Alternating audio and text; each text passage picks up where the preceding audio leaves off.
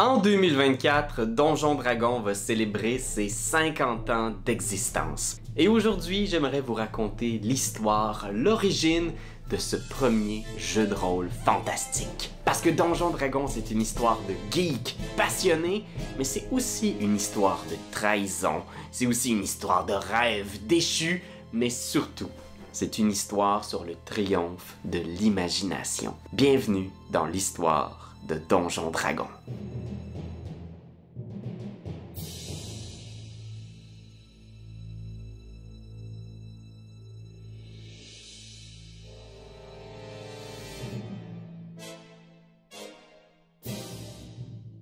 D&D, c'est un des jeux les plus connus au monde. C'est un des premiers jeux qu'on a défini comme étant un jeu de rôle, c'est-à-dire un jeu dans lequel on va incarner un personnage qui va vivre des aventures imaginaires. Donc vraiment, le jeu se joue à travers une conversation, différents joueurs autour d'une table qui vont décrire leurs actions, comment ils vont triompher sur des monstres pour trouver des trésors dans des ruines perdues. Pour débuter notre histoire, on peut pas passer sous silence tout ce qui est venu avant la création du jeu.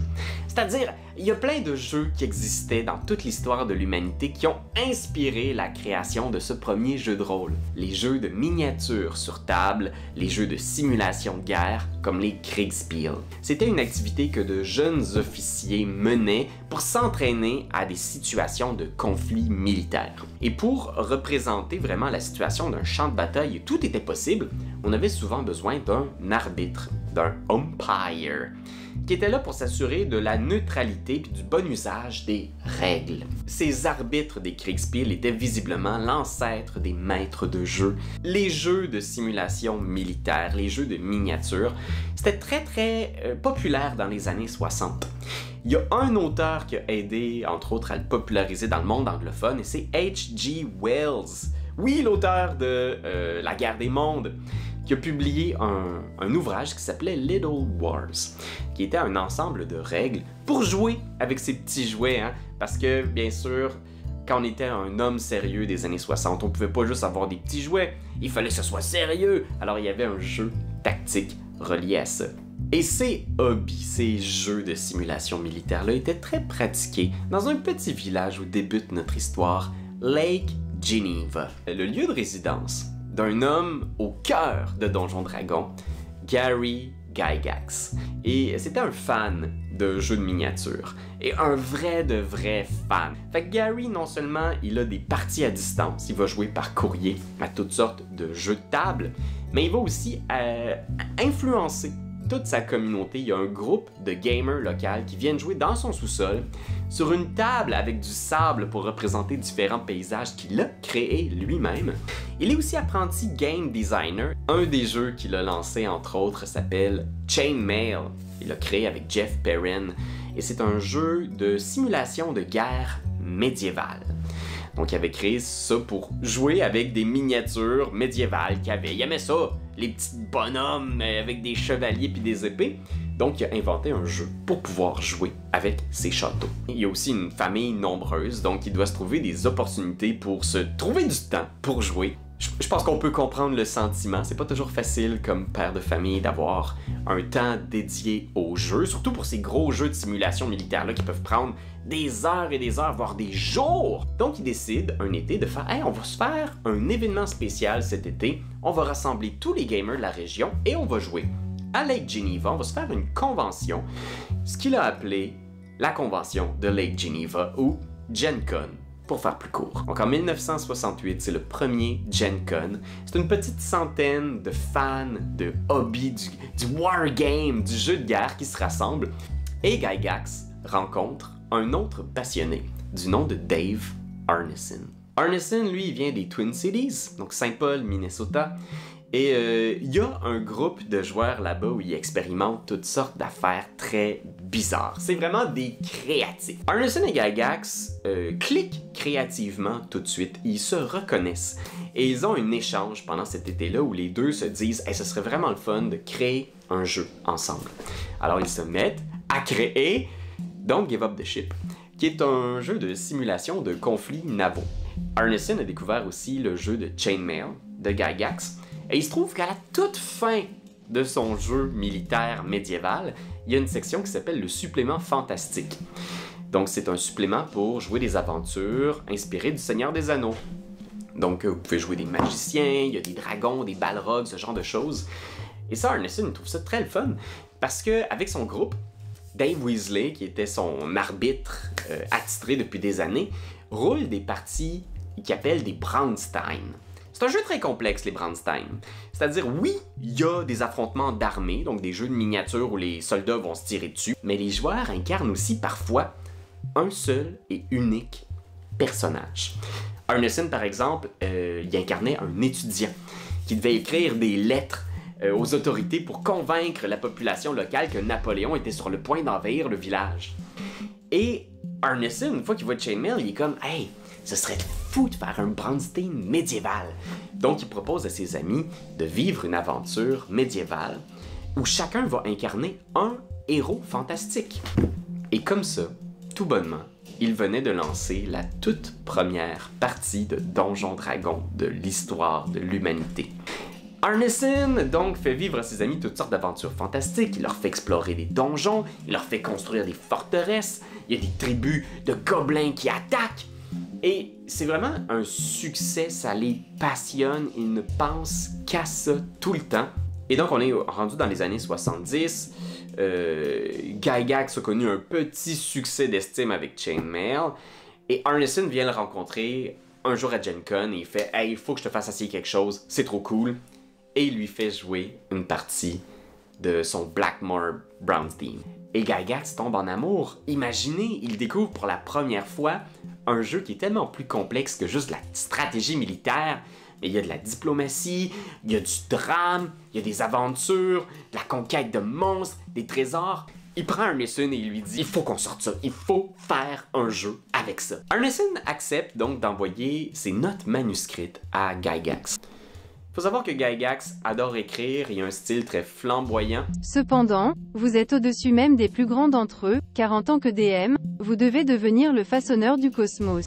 Alors, il va réécrire beaucoup des idées de Arneson à sa sauce. Et de ce que je comprends, même s'ils ont une correspondance sur les règles, Gygax prend quand même vraiment le contrôle de l'écriture de ce set de règles-là, qui finalement voit le jour en 1973 sous le nom Donjons et Dragons. Alors Gygax, passionné comme il est, décide de créer une compagnie et de publier des règles de jeu. Ce qui est assez novateur aussi à l'époque.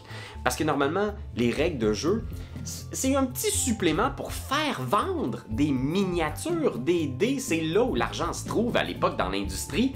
Mais là, Gygax, il n'a pas l'argent de faire imprimer des dés en plastique ou des affaires de même. Il se dit, on va uniquement écrire des règles. Et les gens, ils ont des dés à la maison, ils ont des miniatures, ils s'arrangeront. Alors ils fondent TSR pour Tactical Rule Study. Et le premier produit lancé par TSR, il s'agit de Donjons et Dragons, une superbe boîte contenant 3 livrets de règles. Aucun dé, par exemple. Non, non, non. Trouvez-les quelque part, c'est des bizarres. Donc cette boîte de démarrage est lancée en 1974 au printemps et ça coûte cher. Pour imprimer toutes ces boîtes-là, ils doivent trouver 3000 $. Alors, il va demander l'aide de Dan Keyes, qui est un contremaître local, qui est un fan de jeu et qui a un peu d'argent de côté, donc il devient un des partenaires de TSR.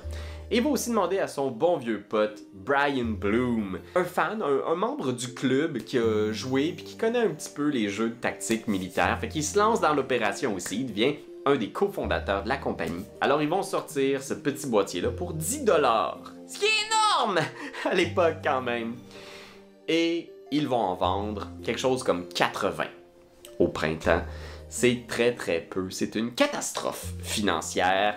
Ils auraient aimé ça que ce soit un énorme succès puis qu'on en parle 50 ans plus tard, mais malheureusement, c'est pas comme ça que ça se passe la vraie vie, Gary!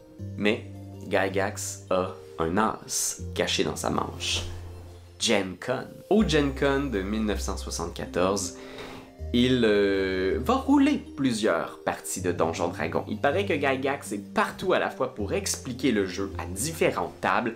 C'est près de 600 geeks qui s'entassent dans le centre d'horticulture de Lake Geneva. Et Donjon Dragon devient le phénomène de la convention. Et ces 600 geeks-là retournent chez eux après la convention et le phénomène se répand comme un feu de paille. En 1975, on a aussi la création de Origins, une nouvelle convention de wargame créée par Avalon Hill, et Gygax se rend à la convention pour animer un tournoi de Donjon Dragon. Donc il crée 8 équipes qui s'affrontent tout en explorant le même donjon mortel, espérant survivre au piège d'un petit donjon qu'il a nommé la Tombe des Horreurs. En très peu de temps, c'est un immense succès. Les ventes sont doublées pour Donjon Dragon. Ils doivent réimprimer des boîtes. Mais malheur, un des associés de TSR, Dan Keyes, décède subitement. Alors, il demande à Melvin Bloom, le père de Kevin Bloom, de se joindre à l'aventure. Il va racheter les parts de TSR de la femme de Dan Keyes. J'insiste beaucoup sur qui possède des parts dans TSR parce que vous allez voir, ça va devenir crucial à la fin de cette histoire. Parce qu'en 1977, c'est 550 000 $ de chiffre d'affaires quand même pour une compagnie qui vend uniquement des règles de jeu. Bien sûr, Donjon Dragon est vraiment leur meilleur vendeur, mais c'est un peu inespéré. Puis pour Gygax, qui était à ce moment-là apprenti cordonnier à temps partiel dans son sous-sol, c'est vraiment inattendu. Et on ne fait pas d'omelette sans casser des œufs, c'est ce que Gygax se dit probablement parce qu'un léger malaise s'installe entre lui et Arneson. Gygax insiste pour que Arneson vienne vivre à Lake Geneva pour être au bureau de TSR, pour qu'ils puissent collaborer tous ensemble dans cette grande famille. Mais pour Arneson, c'est très déprimant parce qu'il a l'impression de ne pas être apprécié à sa juste valeur. Tout le monde met la main à la pâte et Arneson doit souvent faire les envois postaux. Il se retrouve aussi souvent à avoir ses idées remisées. Il doit travailler sur un supplément dans l'univers de Blackmoor et ça fait des années qu'il remet ça, qu'il est incapable de concrétiser les écrits de ses idées. Gygax commence à être un peu épuisé de la situation, alors il y a beaucoup de nouveaux collaborateurs qui se joignent à l'équipe Donjon Dragon. Ils vont faire une nouvelle boîte de démarrage avec des nouveaux dés à l'intérieur, parce que les gens sont fâchés de jamais avoir les maudits dés. Fait qu'ils font la nouvelle boîte de démarrage avec des suppléments à l'intérieur qui ont été créés par d'autres créateurs que Arneson. Alors soudainement, Arneson se retrouve à obtenir moins de royauté de la vente de chaque boîte. Et là, Arneson s'inquiète parce qu'il y a un livre des monstres qui va être créé par TSR et il n'a pas collaboré à la création du livre des monstres. Arneson se sent de plus en plus floué par son co-créateur. Qui plus est, c'est un jeune homme et Lake Geneva est un petit village isolé, loin des grands centres. Il a l'impression de ne pas être en mesure de rencontrer des gens. Gygax impose des règles un peu strictes sur qui doit se trouver à l'intérieur des bureaux de la compagnie sur les heures de travail. Arneson n'en peut plus, il veut voir ses amis, tout son monde est à Saint-Paul, son groupe de joueurs est là-bas. Il quitte la compagnie, il quitte Lake Geneva. En 1978, Gygax reçoit une lettre des avocats de Arneson qui réclament des droits pour chaque matériel compatible avec Donjon Dragon.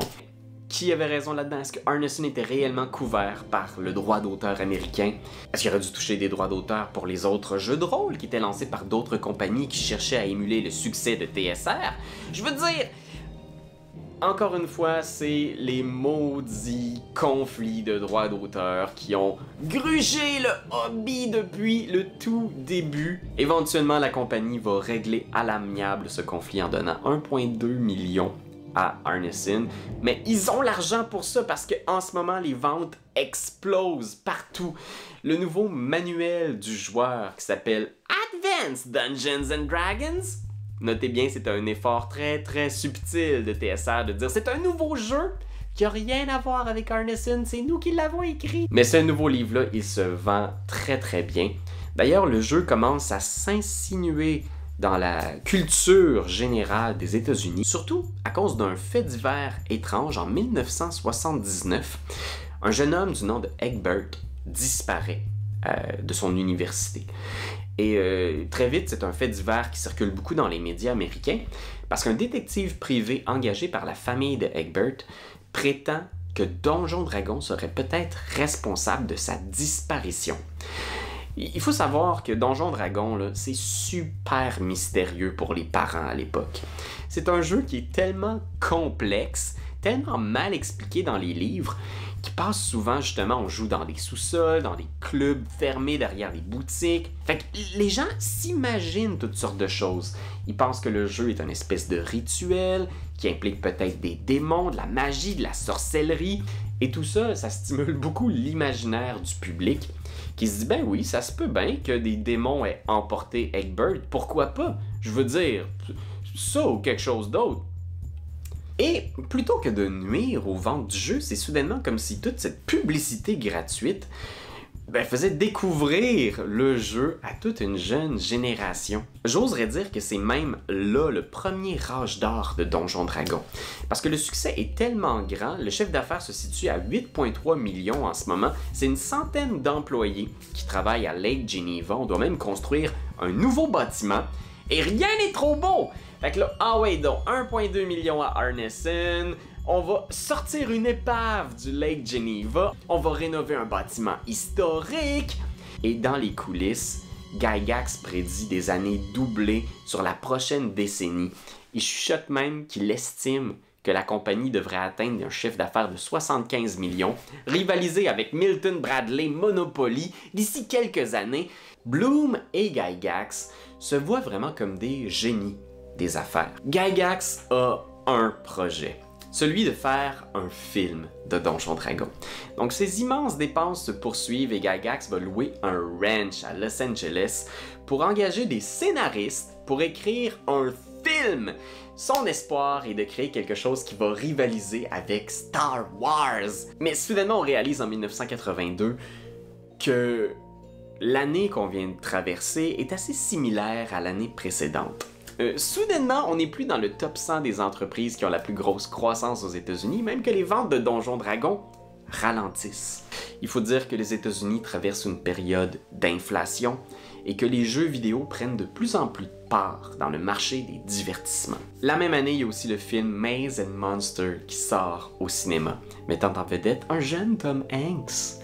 Et ce film, qui reprend le fait divers de Egbert, la disparition du jeune homme, qui s'est plus tard malheureusement enlevé la vie, continue de mettre de la pression dans l'opinion publique que Donjon Dragon est dangereux. Et ce qui était autrefois une simple publicité gratuite devient graduellement une réelle inquiétude pour tout un lot de parents aux États-Unis. Il y a des parents qui s'organisent pour interdire le jeu et empêcher que l'activité soit pratiquée dans les écoles du pays. Gygax va même aller à l'émission 60 Minutes pour essayer de défendre son point. Malgré tout, ça reste inquiétant dans l'opinion publique et le jeu continue de stagner. Combiné à ça un lot de bévues et de bourdes administratives par TSR qui est devenue une immense entreprise de 400 employés. Ils vont aussi essayer de se lancer dans le monde des jeux de société pour la famille. Ils vont lancer un jeu qui s'appelle Fantasy Forest, mais dans une bourde absurde. 90 000 plateaux de jeux sont imprimés et les plateaux sont trop gros pour rentrer dans la boîte. Alors c'est 90 000 plateaux de jeux qui sont jetés aux poubelles et réimprimés à gros prix. Le responsable de cette erreur administrative est Jack Sloan. Il s'en sort sans réprimande. Certains vont dire que c'est parce qu'il est le beau-frère de Kevin Bloom qu'il s'en sort à si bon compte. Il faut dire qu'il y a plus d'une dizaine de Bloom qui travaillent pour la compagnie à cette époque-là. Et ils n'ont pas tous, disons, des compétences en administration ou en entrepreneuriat. En 82-83, il devient évident que la compagnie s'en va dans le mur. Ils doivent prendre une marge de crédit, ils doivent renvoyer des employés, mettre fin à tout un lot de projets. Et Gygax met tous ses œufs dans le projet de TSR Media. Il espère encore qu'un scénariste puisse écrire un film qui soit choisi par un major américain, le fameux film à la hauteur de Star Wars, qui va montrer à tout le monde à quel point c'est cool Donjon Dragon. 84 est une année extrêmement difficile pour toute l'industrie du jeu. Même Milton Bradley perd 18 millions cette année-là. On voit visiblement que la jeunesse lentement est en train de passer à une transition du jeu de table vers le jeu vidéo.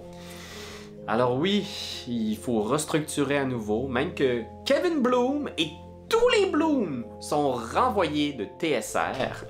C'est un peu un malaise parce qu'ils sont encore propriétaires de plusieurs parts de la compagnie. Alors ils travaillent plus là, ils sont plus présidents, mais Gygax, est-ce qu'il va racheter leur part? À ce moment-là, paraît-il, il dit aux Bloom qu'il va leur racheter leur part de l'entreprise, mais un peu plus tard. Il n'y a pas l'argent présentement, mais un jour, il va leur racheter leur part. Peut-être. Face à tous ces déboires financiers, la compagnie est en train d'être ensevelie sous les dettes. Gygax cherche des alliés et un des scénaristes avec qui il a travaillé lui parle de sa sœur, Lauren Williams, qui est une femme d'affaires spécialisée dans le droit d'auteur, les licences. Lauren Williams accepte de prendre part à l'aventure. Elle devient vice-présidente en échange d'un bon salaire, de responsabilités et de quelques parts dans l'entreprise. Pourquoi c'est inquiétant de même? En 1985, Gygax est toujours président, mais il n'arrive pas à relever la barre. Il ne peut pas perdre l'espoir que ce soit son film qui sauve la compagnie. Alors il continue à louer un ranch à gros prix, loin à Los Angeles, très très loin des bureaux de Lake Geneva et du cœur de ce qui vend en ce moment, Donjon Dragon. Et pendant son absence, pendant que Gygax est loin, Lauren Williams rencontre les deux Bloom et elle leur propose de racheter leur part dans la compagnie. Ce qui ferait d'elle donc l'actionnaire majoritaire de TSR. Et le 22 octobre 1985, lorsque Gygax se présente à la réunion des actionnaires, il apprend qu'il n'est plus président de TSR. Lauren Williams prend le contrôle complet et retire tous les privilèges de Gygax.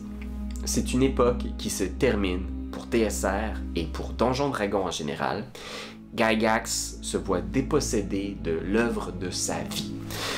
Le film qu'il a travaillé si fort à créer ne verra jamais le jour, du moins pas ce qu'il avait en tête. Gygax va continuer à travailler sur ses projets de jeux de rôle de son côté, comme Arneson qui a créé lui-même différents systèmes, mais aucun de ces nouveaux jeux ne rivalisera jamais avec leur chef-d'œuvre Donjon Dragon.